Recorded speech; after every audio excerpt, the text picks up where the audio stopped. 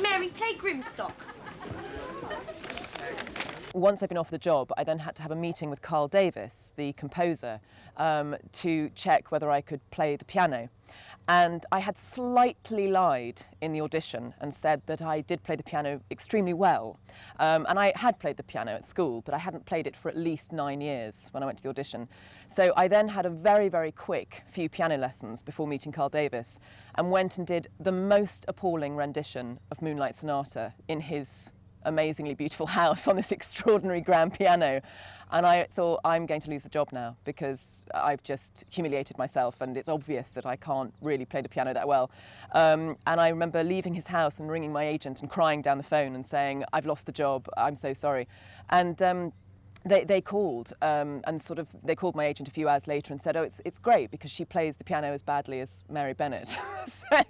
so I think they thought I'd done it deliberately. I hadn't at all. People forget that there's a lot of acting goes into it. I mean, I didn't really know what Mr. Bennett was like. I had to think about it. I eventually thought, oh, well, he smiles a lot, doesn't he? He smiles. Whatever he's doing, whatever he's saying, he keeps smiling. And underneath, the thoughts are there. But I think everybody would say who was in it that they were doing character acting. When you are making something that's 6 hours long and you're playing a great character, you do have time to come to grips with it. I read the script, I saw the woman, I knew what she was like, I knew what I wanted to do with the part.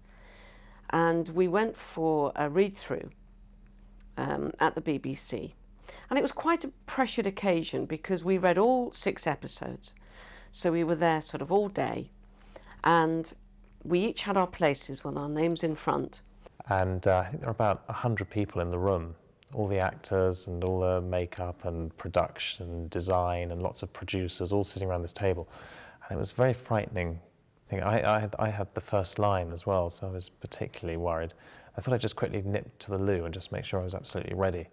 And I sat down in the cubicle and I heard Colin Firth in the next door cubicle sounding rather worried. So that was how I met Colin. It was both of us coming out of our cubicles at the same time. The rehearsal process was really wonderful because for most television you don't get any rehearsal at all. And we were together, I think, for about a week before we came onto location. And we were seated, so the Bennett family were all together, and yes, all the characters were seated near the people who were close to them in the story. And I remember very clearly there was a bottle of water and a bottle of apple juice and a glass in front of everyone. And for a reason best known to myself, I decided I would drink apple juice. Now, you tried drinking apple juice, sipping it for 6 hours. By the 5th hour, you feel mighty sick, your stomach's full of acid. So I remember, by reading the final episode, feeling really queasy, sort of having consumed 2 bottles of apple juice or something crazy.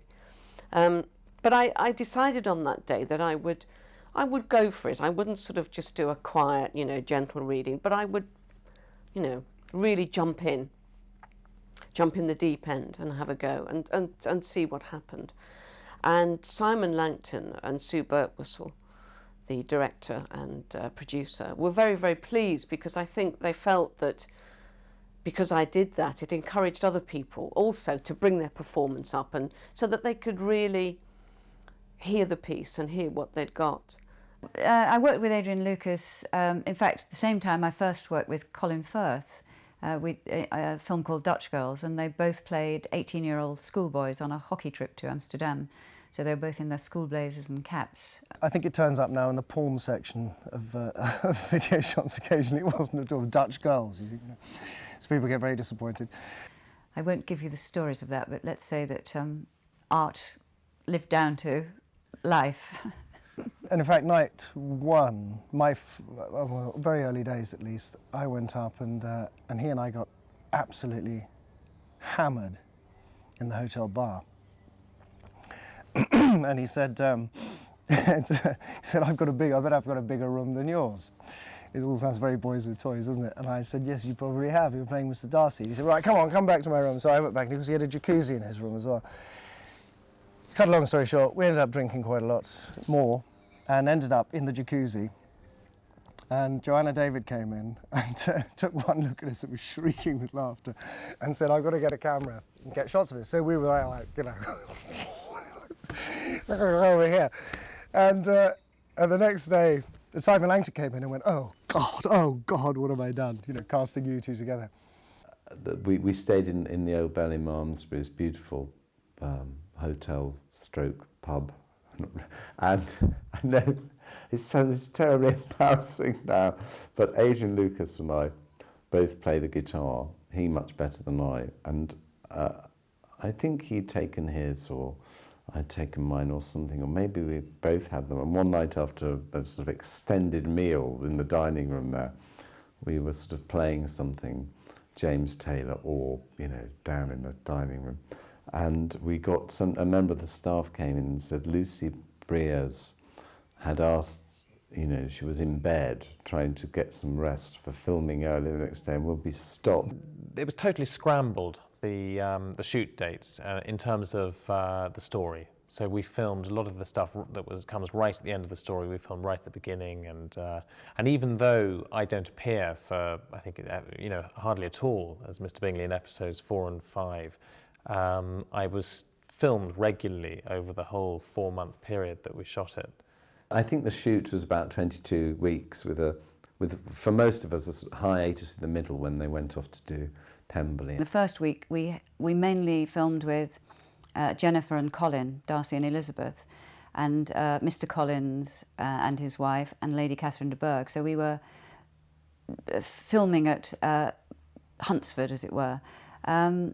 And we actually had to do some of the most difficult scenes early on. So we actually had to do the proposal scene where Lizzie turns him down 2 days into shooting, which is not ideal. And it was very scary because I thought we'll either pull this off or not, and if we don't pull it off, we're sunk because we have to build towards this over 20 weeks of shooting, but we can't. This meant that when we came to the early scenes, we already knew each other very well. Right, we'd relaxed, and so the early scenes, which are much more humorous and light-hearted, and we were able to play together more easily because we got to know each other by that time. So that's why there's a great sense of ease in those early scenes. You know, when we come rushing back to church and I throw the coals on the fire and Mrs. Bennet's raging at me, and I turn round and blandly, you know, comment on what she's saying and tease her over Mr. Bingley.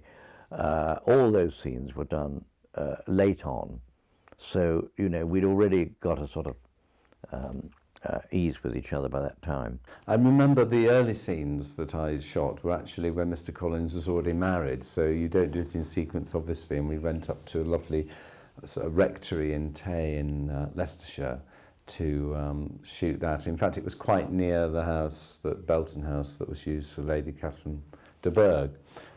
So there you are, jumping into the story, sort of waist deep. The first scene was a scene when Elizabeth, I think, was refusing to meet Mr. Collins or to have tea with Mr. Collins or something like that. And Mrs. Bennet is in a state about it, and she rushes to Mr. Bennet, knocks on his study door, and she says, Mr. Bennet, please, will you talk to your daughter? Tell her this is most important that she entertain, you know, this is, you know, a matter of life and death, you know, and she's really in a, you know, hysterical sort of state. And that was my first scene. The first day, I think I slept about 2 hours, actually, the night before. Colin was down in the bar, very relaxed. I remember thinking, disturbingly relaxed with the other actors, which is of course how you should be. And I went to bed and I think sort of woke up every hour on the dot. I think I was probably being picked up at 6. I think I had about 2 hours sleep. And all I had to do was go in, and I think it was the scene where I go in and say that he wanted a cheque from Mr. Darcy. And Darcy writes him a cheque and he says, I'm much obliged to you, or something, and walks out of the room. That's all it was, but I'd got myself in a lather of, and I think it looked fine. But I do remember that being a particularly gripe-inducing moment.